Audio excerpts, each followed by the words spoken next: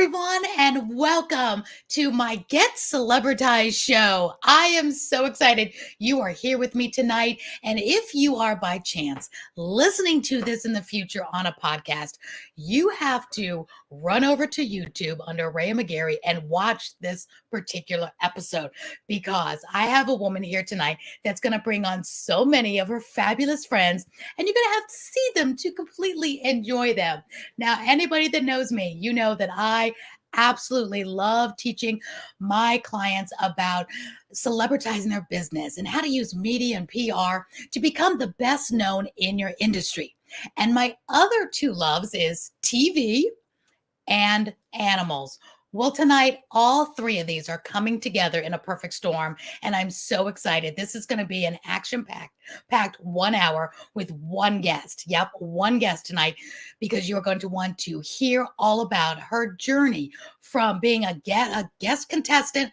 Oh, I guess you call him contestant. She'll correct me on that. Being a contestant on the very popular television show Survivor. And I believe that's the very first reality show ever. It was back in the 1990s. And not only that, she is now a beekeeper, a sheep farmer, an opossum mama. Yep, she's an opossum mama, and many other animals. She runs a farm, very successful entrepreneur. She's got stories to tell, and I can't wait right now to bring on none other than also an Instagram influencer with over 12,000 enthusiastic fans and followers who love watching her every movement like I do. None other than Dolly Neely. Dolly Neely, come on up. Hey! Hi, Aurea. Thank you for having all of us, and I do mean all of Yes. Dolly, you are like living in my dream right there. I want to jump through this camera and come over and give you all a hug. You've got my favorite bird, a cockatoo, on your right shoulder. You've got the macaws over here. Tell me a little bit about your friends. Okay, right now we are looking at Leroy, and that's an umbrella cockatoo. All my birds are rescue birds. I went to a couple of rescue auctions over the years and gathered up some birds that just struck me to be like they were going to be my family. See, he's still mean though. He knows he's on camera. He's a rescue bird, and he's like, no, it's all about me, Mom. Don't ruin this. That's a blue and gold macaw, right? And this is Jasper, the blue and gold macaw. He was actually, he was my first big parrot. I started with lovebirds. Okay. And I made my way to Leroy, and then graduated to all these. And I love it. Looks like you have a scarlet macaw behind you. I have a scarlet macaw. This is Ruby. And then there's another one. I just adopted two more who needed a home. I had known the girl for several years, and she's a vet tech, but she's acquired too many animals, and just with the big macaws, they need so much attention, and they do. Are messy, and their diets are particular. So she asked me, hey, would you like to take on another two parrots? And I said, yeah, sure. I have the room. I have the love to give, and I need the love too. So here they are. You can give her my number if you run out of room. Okay, wait, we'll show you. Okay. All right, she's getting up out of her seats. Here she goes. All right, she's bringing on more birds. That's Abacus. Oh, now that's a scarlet too, right? Really nice scarlet macaw. Scarlet macaw. Real quick. Is that a military green? I can't see him too far. And this is military macaw. And this military is right. Love those. Oh, yeah. Beautiful. They're going to sit and be my little audience and my support team. See, Dolly comes with her own audience, and they have feathers. Yes, I have a small fan club, and I feed them really well, so they love me. I love it. I love it. Like I said, if you guys are just listening on a podcast, once you listen to this, run over to YouTube, Aurea McGarry, and watch this particular episode, because you want to see her friends. And we're going to talk about this, Dolly, because you right now, this is your world. We're going to talk about what you do. You're also a beekeeper. You run this farm. It's so magical and so amazing to do this. You've got the heart for animals that I do, and I'd love to talk to you more about also how do you get to rescue. But we'll get to that in a minute. I want to backtrack a little bit, because my audience is really interested in how to utilize media and maybe their 15 minutes of fame to get more followers, to get more fans, or get more clients.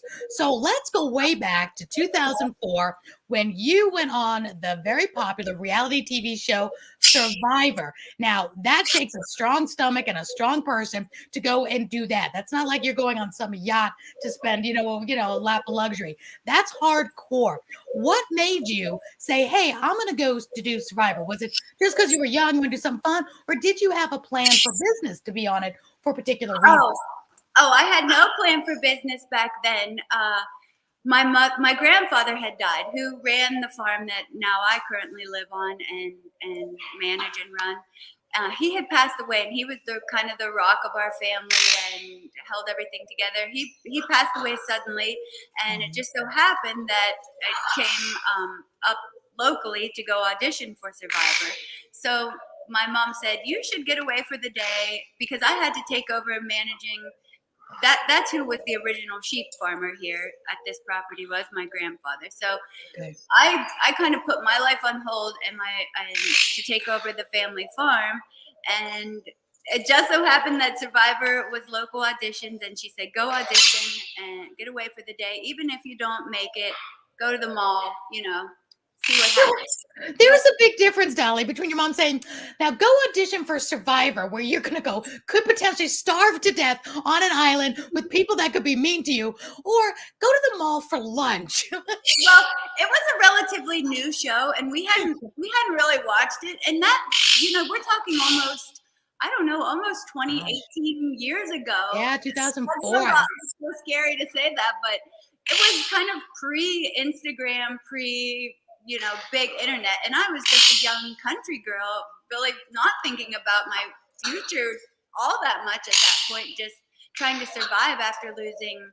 my grandpa.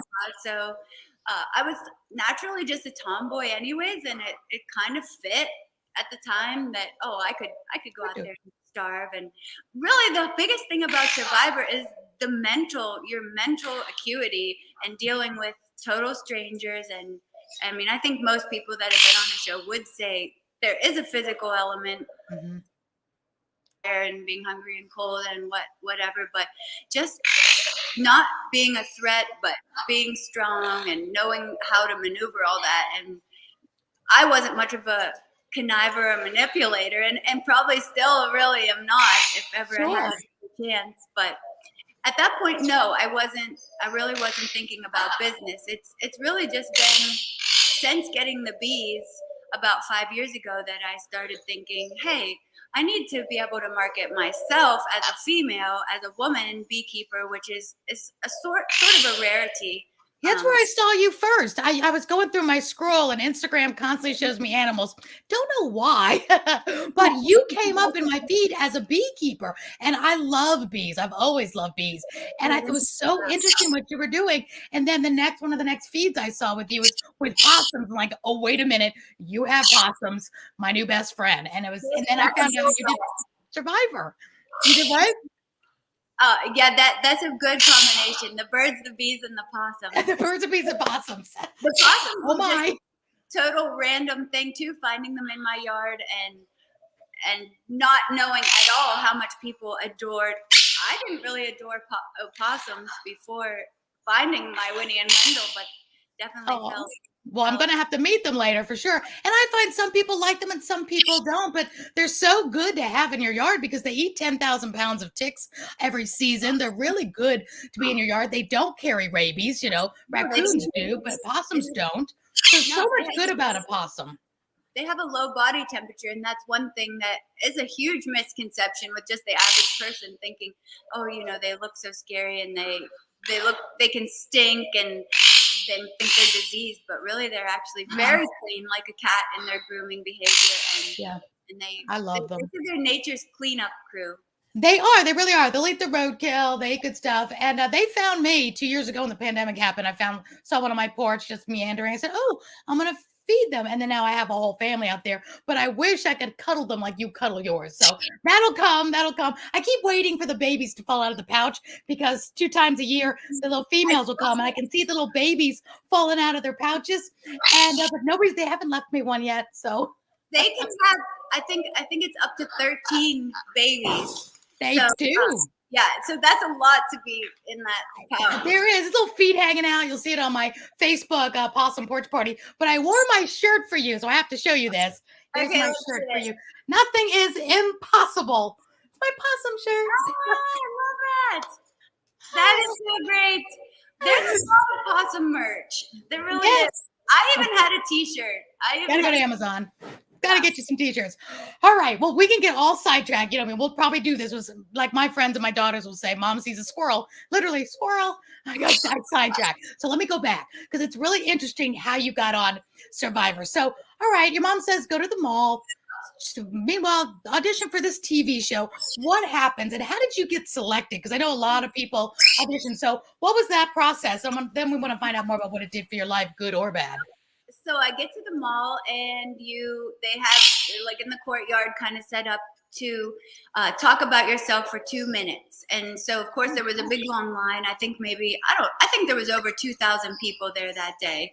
And it was, sort of first come, first serve. You get in line and wait your turn. And I just should have put a bird on your shoulder. At that point I was Dolly, the first clone sheep, Dolly, the sheep farmer, and that I think that's really what was my little. They saw that as something that they could possibly market, and just being a country bumpkin. I think they obviously select a wide variety of people for each season to see the conflicts that would arise and see if, because one of the things Mark Burnett asked me right from the get-go was, do you think that people are going to like you? And oh yeah, of course they are, but come to find out, no, it wasn't just that easy to make friends and stick around on that show. Yeah. How did you get the part? So then what was the next step? Okay, so after that, I went up and I was nervous, just a young girl, and they said, okay, you have 2 minutes.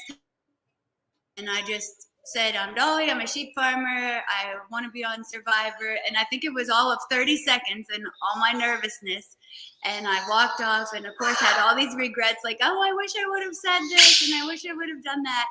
I didn't hear anything. That was late December, early January that I did the audition. And I didn't hear anything until Valentine's night. I got a call from one of the producers or one of the I think it was one of the producers and said, are you alone? This is CBS. We have something to ask you, but it has to be completely confidential. And I was by myself at the time. And they said, hey, you've made it to the next round of auditions. You're going to go to KDKA, which is in Pittsburgh, the closest city to me, our news station there. And that was going to be an on-camera interview. So I went down there and they just asked me a series of questions to see how I would look on camera and how I held myself and whatever. And I must have done okay. But again, I didn't hear anything for about another month. Then they said, you're going to California. It's 14 days of auditioning. Oh my gosh. Sequestered in a hotel room. You can't talk to anyone. There were 50 other contestants at that point that made it out to California, and we all were in the same hotel, but we had chaperones that watched us at our meal times and if we wanted to go to the gym, so we weren't communicating with each other. Okay. And then you would go, they would call you any time of the day in your room and say, okay, you have 10 minutes to go up to the top floor and you have another, a short interview, a long interview. And that was with Jeff Probst, Mark Burnett, and several of the other producers that were on the show at the time. So you didn't meet them until you got to California. At that moment, you hadn't met them yet. Probst or Mark Burnett until California auditions, yeah. Okay. So about 10 days in, and they play with your mind, and they make you think, oh, this was a great interview, this was a bad interview. And after about 10 days of being out there, I'm thinking, oh, I'm homesick. I don't even want to be on the show anymore. I was just going to go to lunch at the mall. Now I'm in California. And I'm not allowed to talk to anybody. Oh, my gosh. So yeah, and being away from home is cool, and being in a hotel room is cool until you're by yourself and you can't do anything but hang in the hotel room. They gave us the prior seasons to watch. Oh, okay. Something to do while we were hanging out. But What were some of the questions they asked? So once you got to California, like Mark Burnett and Jeff Probst, what were some of the questions they asked? Did they ask anything kind of strange or interesting? Very strange. If you really want to know some of the strangest things, it was like how you slept with, how many. Oh, wait a minute, you froze up. Say that again. Yeah, they're too loud, probably. No, they're not loud. Just from A to Z, but one of the most bizarre ones that stuck with me, and at the time I was just kind of like, huh, and I played with them a little with it, was how many men have you slept with? And I'm like, that's a really personal question. And I said, oh, I'm not, none, I'm a virgin. And then they didn't believe that. So I said, well, I can't even count, it's so many. So I just sort of twisted it up, and we never really, of course I'm not going to talk about that with them, but they wanted to just see how flustered I would get. And I think that was probably one of the top things, to get a young girl flustered. And that was cute. That was probably one thing that worked to your benefit, because you kind of did a Marilyn Monroe where you kind of like answered the question witty, and you didn't just, give them the answer. So they're looking for personality, looking for wit. It reminds me of when Marilyn Monroe went to an audition and they said, okay, all the brunettes on one side of the room and all the blondes on the other. She wasn't a blonde yet. And she went over to the blonde side of the room. And they're like, no, miss, go to the other side. And she didn't. She wanted to be in the blonde line. And, so they loved her. She was cute and, got that. So I think that worked to your advantage for sure. I mean, you can work both ways. Those guys were really clever and smart. They had me do push-ups. How many push-ups can I do? Come up in a bathing suit. Wow. Just crazy, strange things. I mean, really nothing all that inappropriate, of course, but. And the chaperones and people in the room too. You got all these people in the room, right? At any time, there were maybe up to 10 people in that room as they're running you through the gamut of what they want to see come out of you. But we had a one whole day of testing. We took like psychological testing and IQ testing. Really? A lot of people don't know that. Yes. No. There's a psychiatrist on the team there, in the medical team, and they do weird testing, and it was a full day of testing like that. Oh my gosh. Well, I guess they really have to, they want to get probably a nice variety of people, high IQ, low IQ, really kind of mix it up a bit. So before we get to what this did for your future, what it did for your life and maybe your business, maybe not. It's such what I do like about it is your mom said, go do something different, get out of the house. And that's always good for us to get out of the house, do something different. And she was just so smart. Whenever we're grieving something, it's good to just, get a different, atmosphere. Yeah, exactly. So what do you think was the kicker, if that got you selected, and what was one of the best and worst things that happened by being selected for the show? Okay, so I think what got me selected was that they really couldn't figure me out. I was this small town farm girl, but at the time I really liked fashion, and I would wear like a Burberry. I had a Burberry plaid bracelet, and the one girl was like, so you're this small town farm girl, but you're wearing Burberry, and we can't figure you out. And so I think just kind of being sort of a mystery was it did good for me, because they thought I was going to be one thing, and then I really wasn't. And I think they just wanted to know more. They wanted to see more of. Which made you interesting, which makes for good TV. So that's great. You're not, don't judge a book by its cover. You weren't what they thought you were going to be. You weren't just flat. You had a lot to you, which is great. So was it worth it? You got on the show. Was it a good experience, bad experience, and was it worth it? It was a fabulous experience, of course, just the travel and seeing a different culture. I had never heard of Vanuatu. Where is Vanuatu? Is it Vanuatu? It's in the South Pacific. Okay. Here I am in Western Pennsylvania on the sheep farm, and I get taken all the way from here to the South Pacific and thrown into this tropical world with all these strangers and just trying to get to know everybody. I went in so naive that I could make friends with. Can you get them? I could make friends with these women, and we did break the rules once we were in Vanuatu, and we did sort of all talk to each other, and I made a pinky promise with Twyla that we wouldn't vote for each other, but she ended up voting for me the first chance she got. Voting you off, you mean? What's that? Voting you off? Yes, she voted. Oh, Every chance she had to vote for me, she voted, and I looked at her like, can't "We trust be anybody. honest." Oh, you're like me. I would so not do good on that show because I love to make friends. I love everybody like me. I would make a pinky swear and keep it. Everybody would just, I know, step on me I too. I think I would still be the same way. I really haven't changed a whole lot. No, I that's have good. become a little wiser in Well, reading. of course. How old were you when you were on the show? I think I was 24. Oh, just a baby. That's All a right. baby little girl. Are you glad you did it? Was your mom right for sending you to the mall to do this audition? Did it help you through that time in your life? And are you glad you did it? It did. I'm very glad I did it. And one way that it definitely positively affected me was that since then, it has allowed me to have a sort of a platform just because of being on that. So people are interested.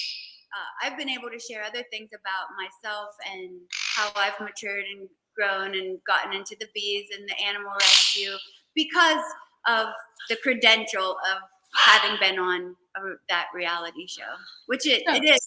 It's still on. I mean, after this, I think it's 40 some seasons and it's still on. it's So probably it's I think it's the first and probably the longest lasting for sure. And it definitely does take mental and physical, strength to be on that one for sure. It is fun to watch, but I always look at those contestants when I used to watch it and just say, wow, I could never. I'm terrible playing any of those games. I don't know how many does it. I'd be the first one voted off for sure. But one of the worst things is not being able to brush your teeth. That was the hardest. oh, really? You can't brush your teeth. No, you have a medical bag, so if you have contacts and female things and whatnot, but you don't get to brush your teeth. We actually chewed on a stick, on a twig to kind of clean our teeth. So you almost want to get voted off early. I mean, I don't know how that would be. unless you're gonna go the whole way and win all the money, you might as well get voted off first because you still win some money, you still get some opportunities, and then you still get the platform of having been on it. And so Well, I'm glad. You're right. It's always on your resume. It always makes you more interesting for sure. People will come up to you and say, oh, wow, that's cool. Let's talk about that. And then just like when women do Miss America, Miss Universe, or a local pageant, it gives them a platform to talk about what is important to them. So I'm all for that. I think that's great. I think it's wonderful that you were on there, were able to, experience that. And I think your mom was smart by saying, get out of the house, just, because that was a hard time for you and that kind of pushed you through it. So what was the worst thing that happened from that? Oh my! I think the worst thing, I hope no one's, but was we all ended up with giardia. I don't know if people don't know what that is. It's kind of a bowel disorder, and it comes from parasites in the water. And it is gut wrenchingly awful, bend you over in pain, and we all had it because we were so eager. Once we got fired, we were so eager to get water because, of course, we really were hungry and thirsty. We had just had coconut milk and coconut, which gives you diarrhea on top of all. Oh my God! Oh no! So yeah, that was the absolute worst part. There was really not the brushing your teeth and the parasites. and then just also knowing that I, in essence, lost was pretty awesome too. Oh my God! But you won because you got out of there. But that's okay. All right. Well, speaking of winning, so you did this, and I think you're so brave to be able to do that and jump out and do something that's adventurous. I think that's so cool. I think when you're young, it's a great time doing it. Even when you're older, I've seen older contestants, retired and empty nesters go out and give it a whirl. So why not? Because I think it's anything that's an experience in this life that you can do. Why not? So you did this. Yeah, and now you're surrounded with animals. So now what happens? Tell us about your success with this farm and this rehabilitation. Again, you're living my dream right here. You rescue animals, rehabilitate them, you're a beekeeper. Let's talk about your business now moving forward. You had that experience and it gave you a nice platform. So now what? So after Survivor, I traveled for several years and then I traveled with what? What do you mean you traveled? Okay, so I traveled to a couple of other Survivor locations. I made some friends on the show, and so I was able to, after Survivor, continue to go to the locations for a few seasons. Oh, they invite you to come back just to watch? And travel the world. Well, I just had made some friends that were part of the team and got to go because Look of at you. the connections. Yeah, the connections I It made. is who you know. I like that. Okay, so look at you It was all go. behind the scenes, but still got to see some other amazing countries like Panama, Guatemala, Fiji. What's your favorite place so far? Favorite That, place you visited? yeah, that consumed my life for about 2 years after the show, and then Okay. it's sort of a blur between after those 2 years and then fast forward life to the beekeeping, which we had always had the farm and the land. We have 88 acres here at my grandparents' farm, and we thought about bees, but we never kind of definitely never thought of it as something that could be a business, just sort of a hobby, which it did initially start out as a hobby. And again, I have to give credit to my mom for helping make that come to fruition, because she met a guy that's a commercial beekeeper and said, "Hey, we want bees at our farm," and then told me, "Hey, get in contact with him. He will sell you a couple hives." And so I did, and I went to his big bee yard initially and picked up my bees, and I just started with 2 colonies. And I said to him, "Hey, I've read some books and watched some videos about bees, but of course I don't have any hands-on experience. So could I volunteer to help you?" And I think now, as more experienced beekeeper, I think he was like, "Oh yeah, sure, you can come and help me. It probably won't last because beekeeping is really hard work." Yeah, looks it. It is. So long story short, I got my 2 colonies of bees, and then for the next 5 seasons, I helped him and did sort of an apprenticeship with Jeff Burda was his name, and he was an awesome mentor, teaching me the basics and of queen rearing and just beekeeping and honey production I love that. stuff. Now, So, how many are in a colony? How many bees in a colony? oh, there could be 30, 40, 50,000 in a colony or more. Awesome.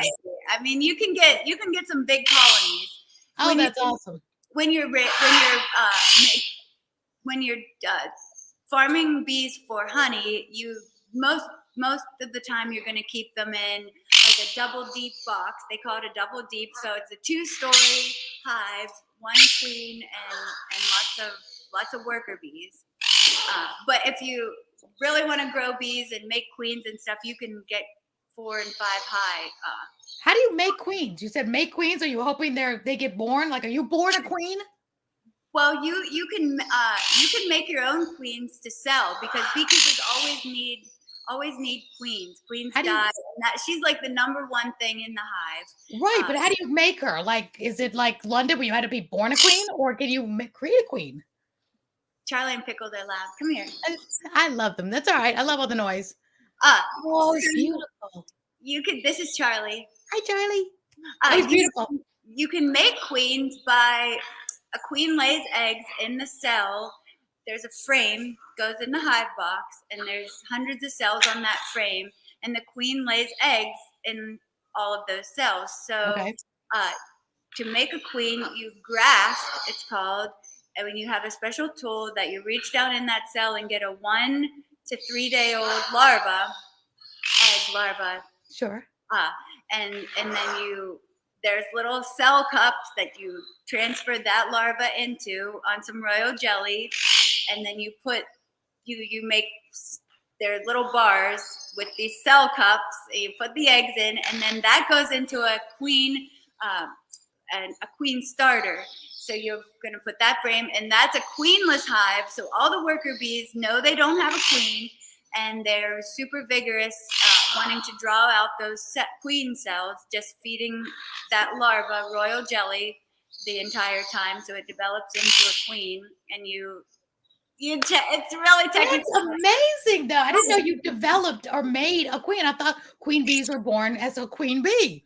That's No, you can make fascinating. your own queen bees. Yeah, it's really, really awesome to be able to raise your own queens, because if you have several colonies, once you get 10, 20 colonies, go to your friend and have to buy queens. You want to be able to make your own, so when you need them, you have them available. And that's how you can grow your size and your business too. Yeah. So is you do it for honey? Is honey a lucrative business? Is it doing well? Pretty is a lucrative business, especially up here in the north, because it's kind of like supply and demand. There's not as much local honey around here as there is demand for it. So pretty much all the honey that I can make in my 40 or 50 colonies, I sell out Like crazy. before spring comes again, and I'm ready to start making. They're ready to start making it, and when stuff isn't. Yeah. Have you ever heard of Manuka honey? Oh my, yes. I think Manuka honey is only made in New Zealand, though.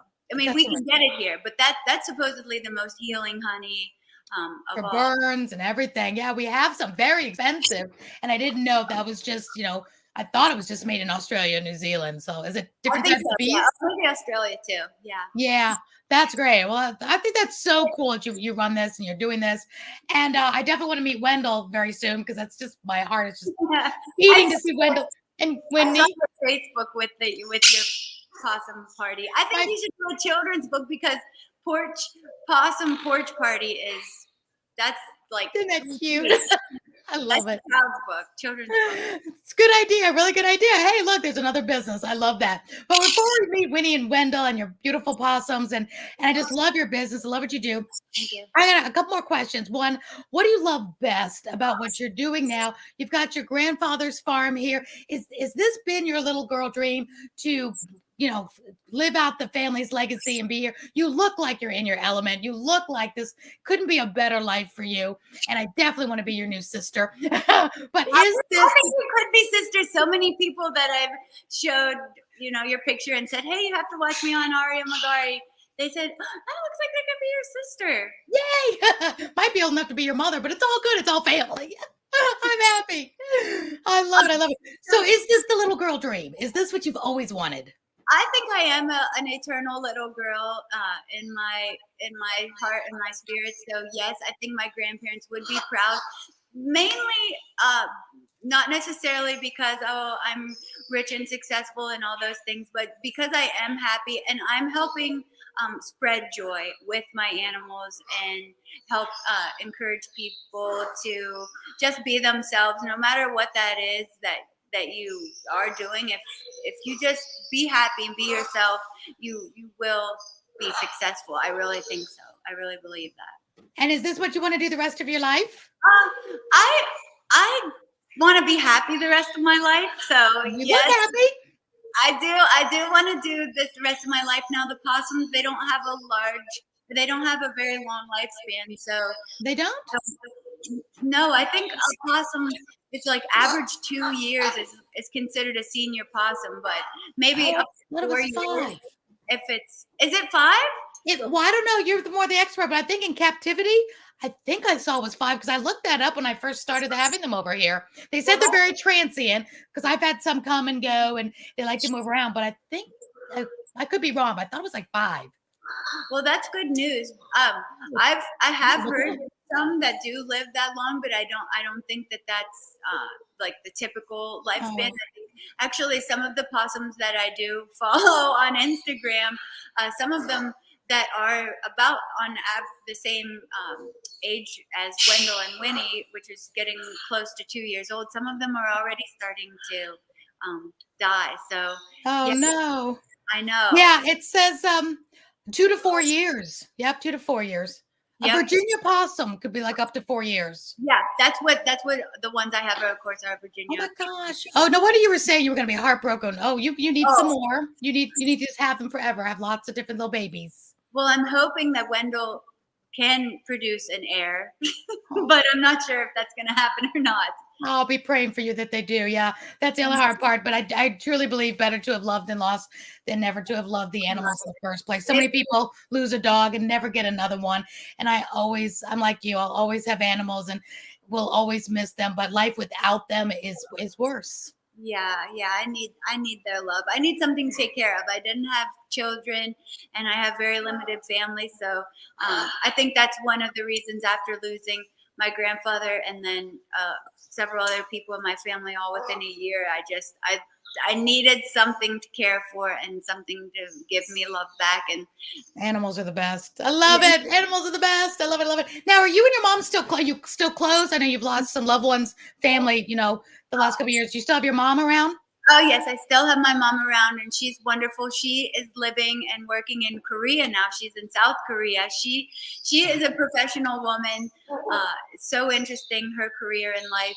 She worked at the World Bank in Washington D.C. and then retired from there and had an offer to work for the Korean government in Seoul, and that's what she's doing now. Yeah, she's a partnership specialist, sort of. She's a people person. She knows how to make connections, and she's also an awesome person you could talk to about business. I'd love to. We'll have to have her on. I would love that. She would love that, and that would be live from Korea.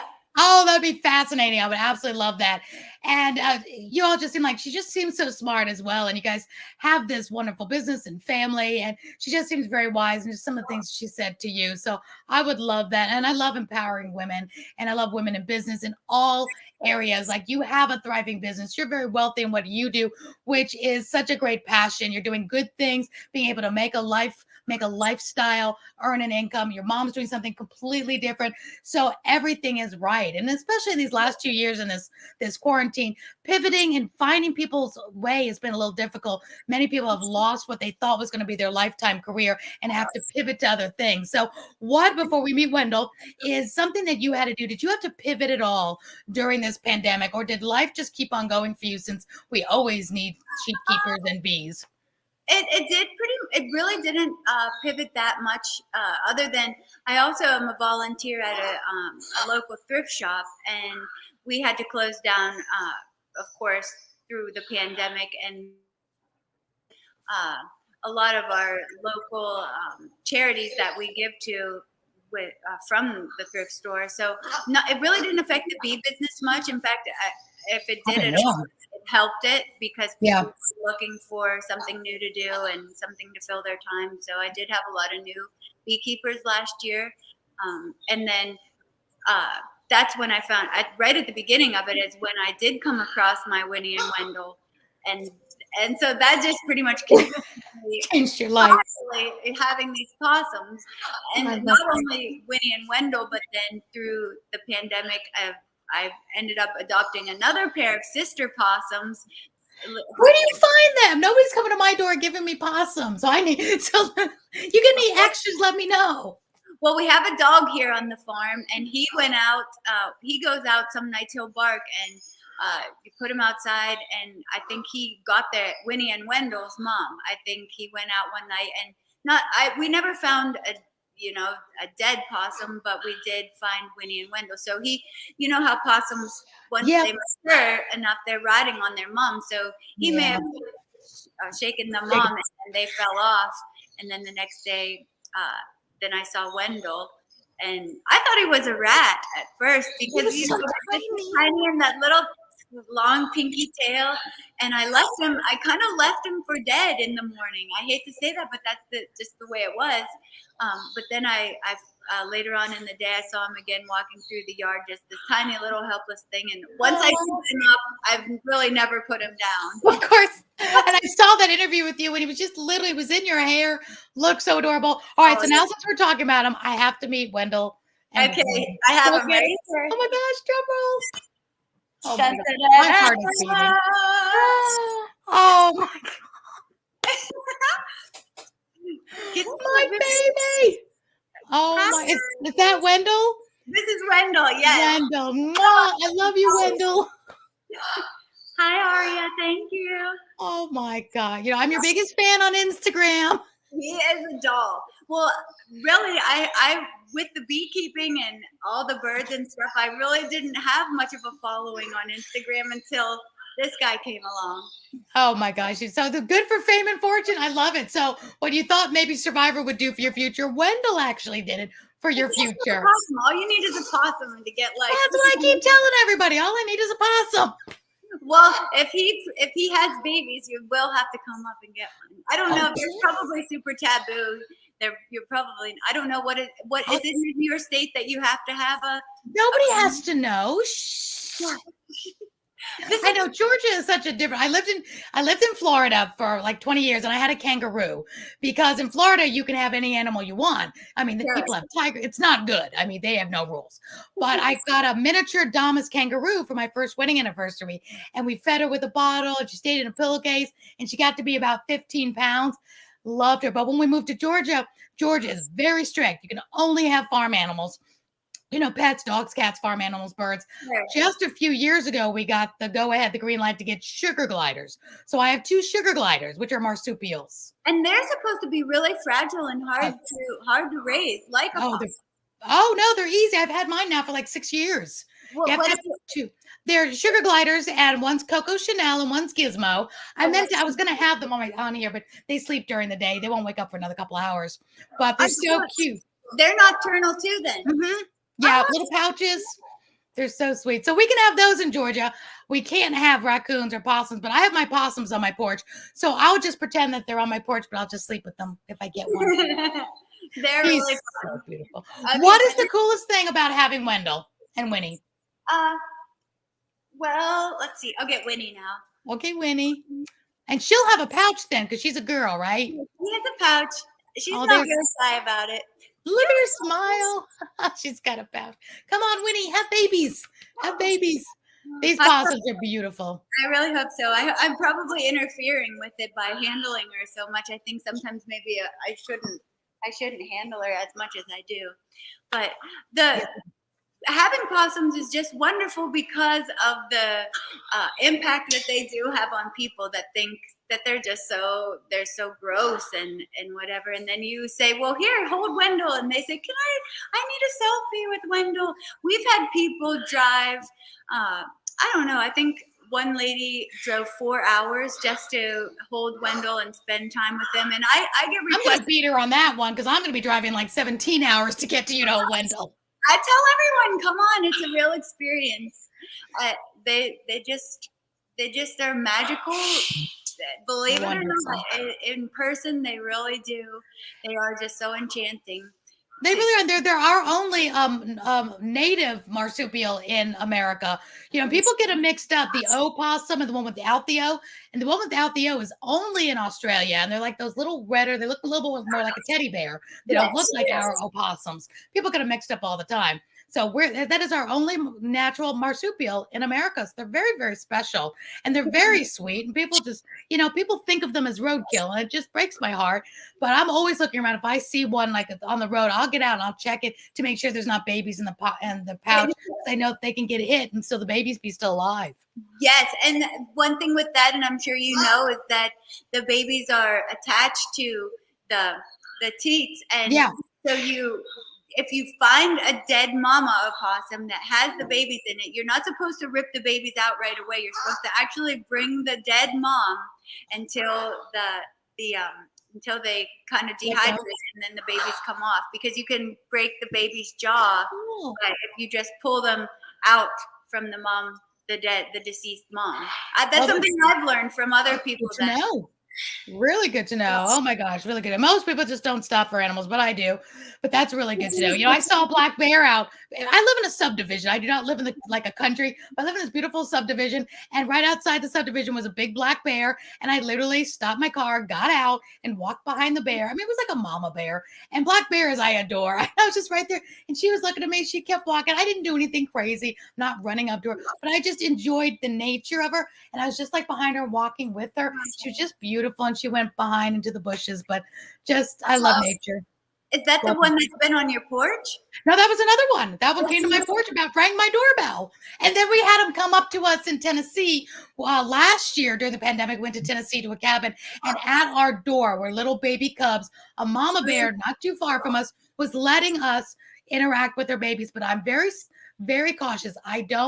Even though I could have pet the babies, I don't want them to think that humans are nice, because there's so many idiots out there that are not. So we were really close when they were here on our porch. We were taking pictures, but we didn't. I was telling everybody, don't pet them. Don't, even though I wanted to, because I Although don't. it's so hard not to. Oh, it was so hard because I know if they would let us pet them, they would have. They were right here, literally. And the mom was right there. She didn't care. She was eating berries. But if we did that, then some idiots came along and rented the cabin next time and they do them harm. I would rather them not be friendly to people because not all people are good to animals. Well, what do you feed your possums on your porch? Well, glad you asked. They actually have a nice smorgasbord. On a regular basis, they have dry cat food and canned cat food. And then they love anytime I make like ground turkey or chicken and it gets like a day or two too old for us to eat it, I'll put it out there and they love that. Fruits, vegetables, anytime I love it because anytime our fruit gets a little bit too ripe, they'll eat it. They love grapes and bananas and apples. But every night they always get the cat food. And if I don't have any extra, food, lying around. One of the best videos as I was looking through your porch possum party, or possum porch party. Possum porch party.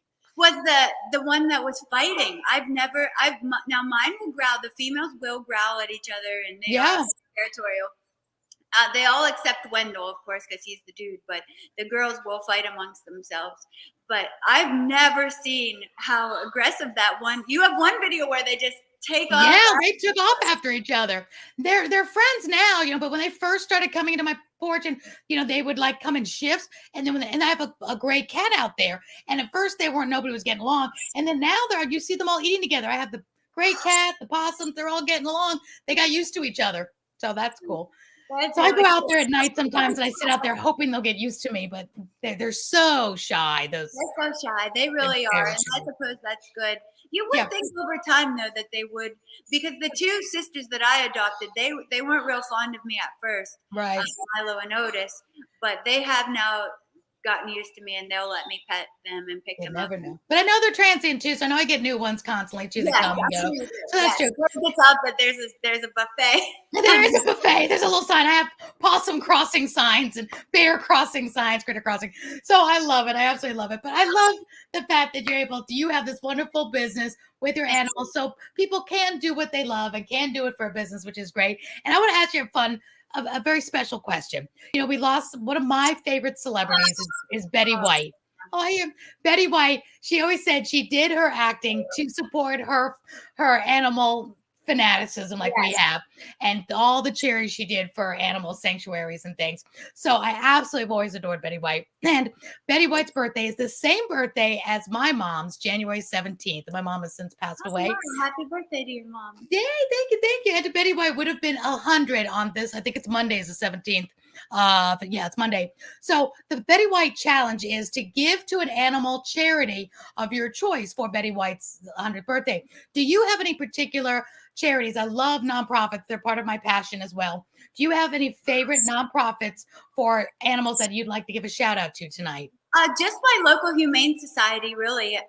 Grove City Humane Society, animal rescue in Grove City would be really my choice around here. Oh, good. Yeah, locally. I always like to support my local people. And if everybody would do that, it would be wonderful. So if everybody would support their local humane society this Monday, do a post about it. Let everybody know to give to their local humane society in honor of Betty White's 100th birthday, because all the animals will benefit from it. So whatever your favorite charities are. And she was not only funny, but she was just so naturally filled with joy. She really was. And that is one thing that is really just simple joy in these is really something to work hard for. We develop our minds and we read and we develop our bodies and work out, but I think if everybody just spent a little more time concentrating and focusing on developing their inner joy and inner peace, that would make everything else in their life even more successful. It really would. You're so right. If you do what you love, you never work another day in your life. I really, love that. And not everybody can, but people now, especially after this pandemic or through this pandemic, we're not over it yet, could find something they love to do, whether they can do it for a business or at least have it as a hobby, something to lift their spirits, something to make them feel good. And you and I, it's all about the animals, because I truly believe, and I've heard this somewhere before, but those petting animals makes you live longer. That's when they bring in therapy animals, therapy dogs. Yep. And I believe that's why Betty White, I believed, almost made it to 100 because she's petting the animals and loving. So you and I are going to live to the same. You can just start simple. You don't have to think all the time. It's like, okay, we all do want to dream big, but at the same time, you can just start simple little things that make you happy, and then see where that takes you. Take baby steps into bigger steps, and Great maybe advice. so yeah, maybe it won't seem so overwhelming or like, oh well, I can't because we'll just try something little. Exactly. I love that. Yes, try something little. Add something joyful to every day in your life, even if it's something small. Well, before we end our call, I don't want to end because I'm going to be driving up to see you. That is for darn sure. I got a couple of just quick questions for you. Like, for example, oh yes, bring Wendell back. Oh yes. Making my night. I'm going to go out there. I'm going to grab those possums out there. I'm going to hold them. Oh my God, she's so cute. Y'all have to follow Dolly on Instagram. I just put up her Instagram handle, which is Instagram Neely Dolly Lee, and it's Leah. Follow on Instagram. You will love all of her bees, all of her critters, her farm, just her fun. She's dancing in the snow with possums and just it just gives you joy. It just to see her on the farm doing what she loves. If you're even having a bad day, follow on Instagram, get a smile. It will absolutely brighten your day for sure. So with that, Dolly, what's your favorite animal? Favorite animal? Well, right now it's probably the possum, just because. But ultimately, I think I would like to have a Palomino colt that I raised myself, from a baby. Everyone says, "Oh, that's really a big dream," because horses aren't that easy to break, and even if you yourself. But yeah, my favorite would probably be a horse, which I've never had. Yes. See, we've had a horse. My youngest daughter, she had a beautiful paint quarter horse, and she was a champion rider. And they are hard to handle. There are a lot of animal for sure. Yeah, and she was great with them. I'm not that great with horses, although I ride them, but she just had great communication. And you have to be strong with them because it's not like you just cuddle them like our possums. They have to have a purpose, have a job, and it's a lot of work. So, but they're beautiful. I hope you get. What's your favorite animal? My favorite animal? Well, now it's possums, of course. But really, ultimately, it's very special to me, and it's dogs. I absolutely love dogs. They are God spelled backwards because there is no other animal that God created for us that does more for the human race than the dog. The dog is not only our best friend, it can sniff out cancer, it finds people dead or alive. We use them in the military, we use them in the Navy. They do more jobs and do more. They're seeing eye dogs, they're therapy dogs. They are just magnificent. So the old-fashioned dog breed, any dog, I love all dogs because they serve such a great purpose and can do so much for us that they're ultimately I just think God just a plus on the dog, and I don't think it's God spelled backwards by accident. Remember, Adam named him. Yeah, Adam named him dog for a reason. Thank you, God, for all of your creatures. Amen, amen. And they all do such great, and they're all here for a purpose. And the one great purpose, no matter what animals you all love, having animals in your life does give you joy, does help you live longer. Therapy horses, I heard that therapy horses, that when people use the horses for therapy, if you put your heart against a horse's heart, that their very large heart beats slower than ours, and it actually will slow down the rhythm of our heart if we get up close to it. It's just amazing how God did create animals for so many great reasons to help us if we, take advantage of the benefits of having these animals as many as we can, and in the right ways, of course, and protect them. Even if it's a little fish, because I do have people on Instagram say, you're living my dream like you, but yeah, you're living my dream. We can't afford to have animals, or we live in an apartment and we're not allowed. But even if it's a fish, just watching a fish is therapeutic and gives you something to be responsible to and to care for and feel. Even a fish, I think, can give you love back. Absolutely. Down in there and look at you and say thank you for feeding me. I love it. I love those betta fishes. We've had fish and just turtles and everything. So just caring for something, and even a little aquarium that does bring joy, and it gives you calmness. It's beautiful to watch. Anything is just beautiful to watch. What's your favorite TV show? Is it not Survivor? No. Favorite TV show? Jeopardy. Oh, Jeopardy! Really? Yes, I love Jeopardy, and I'm surprisingly good at it. Even though I may seem ditzy, but I'm very good at You're quiz. not ditzy. No, you're a good businesswoman. You're not ditzy at all. I love this. So Jeopardy, I would not have suspected that. I'm Who's your not favorite? pro anymore without Alex Trebek, but I'm trying to get Yeah, into it. it's Yeah, hard when an icon passes away. It's never the same. you can't beat the original. You really can't. And Yeah, most things. we're losing some great ones this year for sure. Who's your favorite celebrity? Favorite celebrity? Oh dear. Uh, uh, uh, uh, uh. Who do I like? Dolly Parton. Oh, I love Dolly Parton. Yes, say your namesake. Why? What's one reason why you like Dolly Parton? I like Dolly Parton because she just seems like she's always happy and she's always encouraging other people, and Very she kind. makes other people feel joy. You can't think of Dolly Parton and not kind of smile and just think of her beautiful voice. She can act. She So also loves talented. animals.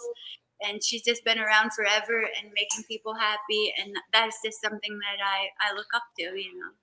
I agree. I know a couple of people here being in the media here in Atlanta. She came here and did a movie several years ago, and they said she was just as nice in person. And I love hearing that because you expect the Dolly Partons, the Betty Whites, to be really kind people when you meet them. Because we've met some celebrities that aren't really nice in person, but those it's so good to hear they really are And very kind in humble, person. humble. Humility goes Humble. so far. It really Agree. does. I think that's a huge thing for anyone in any area of life, any business, no matter how successful, to stay humble because it's much more attractive. It really is. It is. It is. I only have two more questions before we have to end the show. Oh my gosh, I don't want to see you go. But one piece of advice for me: you run a successful business. You are a successful entrepreneur. Give the listeners and viewers one really great piece of advice about running a successful business as we go into 2022. I think that as you are starting a business or whatever phase of your business is in, you're going to have days where there's ups and downs, but putting yourself don't always put yourself and how you feel first. Put your customers, put your product, and make sure you're giving the best that you can each day, and not don't go on how you feel, but go on how you're making other people feel and what you're offering other people. Make that the best that you possibly can. Oh, I love that. Absolutely. It's about the customer journey. Yeah, What? instead of focusing all the time on yourself, uh, just focus on your products and what you're offering Customers need. to help other people and make their life better. Absolutely. I love that. What pain do you solve? And who's got that pain? That's really, really important. There's so many things that, my clients they could teach on whoever. And I'm always telling them, what does your customer, what are your fans and your followers need? Because we could teach so many different things, but what are they in need of that you do? So I love that you said that. Listen more than speak and really feel that need and solve that pain. So that's great. And lastly, I like to ask all my guests something very special to me as well. I used to have a Live Your Legacy Summit where I brought business entrepreneurs and charities together. We will come back together. We will do my 13th one. As soon as we're able to do events again, we will come back and do the Live Your Legacy Summit. So, Nice. Dolly, what is your legacy? How do you want to most be remembered? I want to be remembered ultimately for being somebody that is striving to be a reflection of God and of Jesus here on earth. Um, just being a good example, being somebody that you can say, she really was encouraging. She really was positive. She really did know how to bring out the best in people, and make you feel like when you're talking to me, I'm really listening to you and engaging, not just on the surface, but really deeply wanting to know who people are and how they feel and what they have gone through in life, like their story. So yeah, actually, I didn't ever think too much about what my legacy was until I watched you, and then in the last couple of days, I've had it in the forefront of my mind, like what that really does mean, and what I can actively do to create something that is lasting, as far as what I'm able to offer to other people with my where I am in life, my abilities and personality. Oh, I'm glad. Well, you would definitely be remembered like that. You can tell you just have so much love. And animal people are great people. Animal people are loving people. And I just, I've yet to meet a person that adores animals like you and I do and not be just an amazing person because it takes loving people to love and care for nature and animals. And it's just amazing. So I'm so glad you are going to have a wonderful legacy. You're only just getting started. I didn't even start thinking about my legacy until I got cancer when I was 38 and then went into my 40s, started really reminiscing on, what if that was my last day? And that's what I talked about on my TEDx is about, that's when I really started thinking, am I happy with my life? How would I be remembered? So I love asking people because I want people to think about it. I want you to live your We do legacy need on to purpose. think about that more. I think a lot of us are living on the surface in just like survival mode. But it is Right. actually good to take time and think a little deeper and think along those lines, and develop actually what you do want to be remembered as, and the effect you want to have on people. Yeah, and what causes you want to be a part of, what charities you want to help, what part of the world, whether it's animals, environment, or women, or trafficking, whatever it is that you've made a difference. You were able to, even if it's not giving back money, you're able to give back time. But you don't want to end up saying, "Oh my gosh, I wish I'd made time to give to that charity. I wish I made time to give to that cause." We have to purposefully do it because nobody knows what our last day is. Every single day matters. It really does. Dolly, you are such a pleasure. I hate to have to say goodbye. Want to have you back. I absolutely adore all your feathery friends and Wendell and Winnie. Do not be surprised. I'm going to get in my car and I'm going to come up and see you because I just have a feeling we're going to be friends for a very long time. You're welcome anytime, and I think you're beautiful and such an inspiration too. Thank you so much. Thank you, Dolly. I will see you over at Instagram. Everybody follow her on Instagram at Neely Dolly Leah. Just a beautiful, beautiful Instagram feed. I adore you. Thank you for sharing your life, your successes, and your family with us. Mwah. We'll have to have you and your mom on next. We'll do a mother and daughter. I love that. She's great.